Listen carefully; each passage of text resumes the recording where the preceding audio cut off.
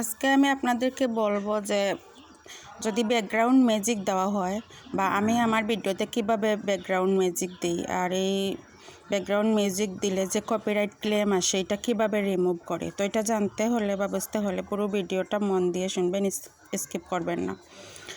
তো যদি আপনার ওই ভিডিওর মধ্যে কপিরাইট ক্লেম আসে তাহলে আপনি কি করবেন, ওই আপনার ওয়াইটি স্টুডিওতে যাবেন। ওয়াইটি স্টুডিওতে যাওয়ার পরে কলম আইকন আসবে, এই কলম আইকনে একটা চাপ দিবেন। তখন আপনার এখানে একটা রিভিউ ইস্যু আসবে, রিভিউ ইস্যু বলে একটা শব্দ ইংরেজিতে আসবে, এখানে চাপ দিবেন। তো এখানে চাপ দিলে আপনার ভিডিওটা আবারও আসবে। তখন এখানে কপিরাইট ক্লেম কোথায় কোথায় আসছে এটা দেখাবে। তো এটা রিমুভ করার জন্য আপনি নিচের দিকে দেখবেন নো ইমপ্যাক্ট বলে একটা শব্দ আছে ইংরেজিতে। তো সেই নো ইমপ্যাক্টের সাইডে দেখবে একটা আইকন আছে ত্রিকোণ আকৃতির, মানে চিহ্নের মতো, এই চিহ্নতে চাপ দিবেন।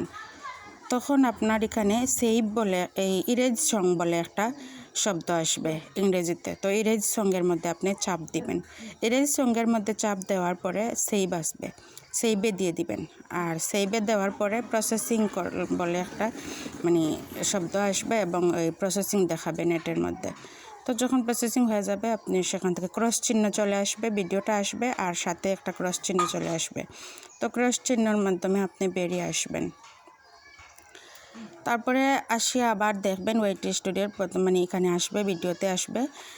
তো ভিডিওতে আসার পরে দেখবে আপনি এখানে চাপ দিলে এই যেখানে নান লেখা আছে এখানে প্রসেসিং, ভিডিও এডিটিং প্রসেসিং এরকম একটা শব্দ আসবে। তখন একটু সময় নেবে, একটু সময়ের পরে আপনি কি করবেন দেখবেন মানে কপিরাইট দেখাচ্ছে না, নান দেখাচ্ছে। আর যদি একটা ভিডিওতে 2টা 3টা কপিরাইট ক্লেম আসে তো একসাথে যাবে না, এটা আসার পরে আবার এই ভিডিওতে আবার যাবে, একই পদ্ধতিতে আবার এইগুলা মানে এইভাবে রিমুভ করবে। তারপরে প্রসেসিং হলে একটা একটা করে এভাবে চলে যাবে। তো একটা হলে একবারে যাবে, 3টা হলে 3বারে যাবে, এরকম বারবার প্রসেসিং করতে হবে।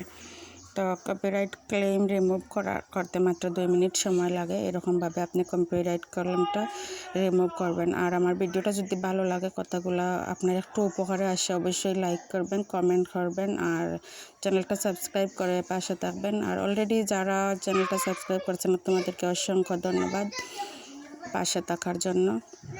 আর স্কিপ করবেন না, ভিডিওটা অবশ্যই দেখবেন, স্কিপ করে না দেখাটাই ভালো। যদি দেখেন ভিডিওতে দেখেন তো প্লিজ স্কিপ না করে দেখবেন।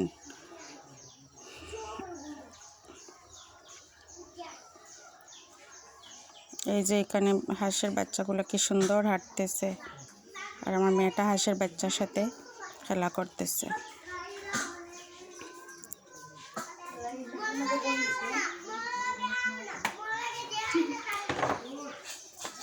তো আবারও বলছি আমার চ্যানেলটার পাশে